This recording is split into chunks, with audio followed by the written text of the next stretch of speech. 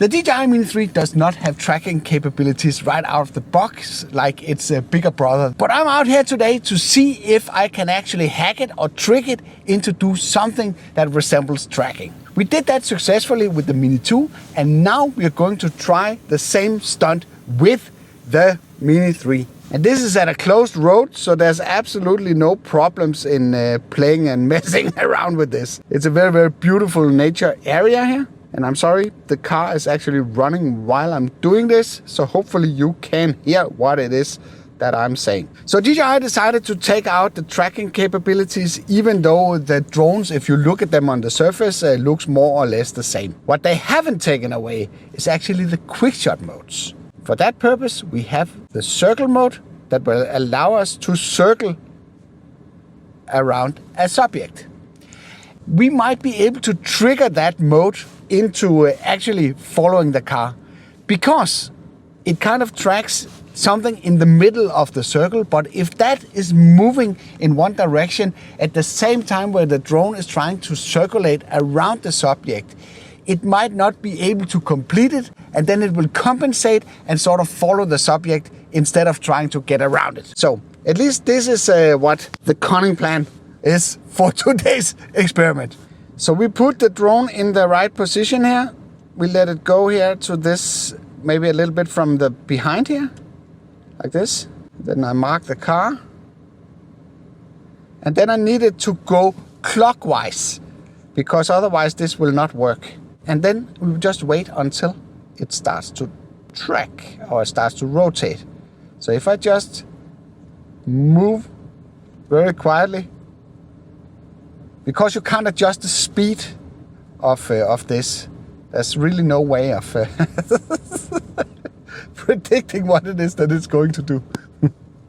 So now it's doing all sorts of crazy stuff here. So okay, so subject lost. Let's try it again. It's not particularly good at this, at recognizing that it's actually a car. This video has been recorded before the drone has actually been released, so it's beta firmware that's running on here, so maybe the capability of recognizing subjects and stuff like that is not completely 100% implemented. I think it would work a lot better if I was out walking instead, because the pace would be slower. Now let's try it again. So let's mark the car here, and then I will try to drive very, very, very slow. So see what happens. Whoa. There was a guy.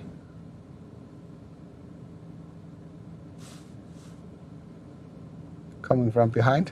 So we better stop that now. Woo-hoo-hoo. So let's try and just move it a little bit up and a little bit over here. Then we start it.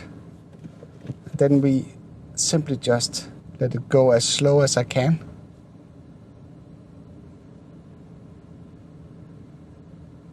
See, if I match the speed of the drone,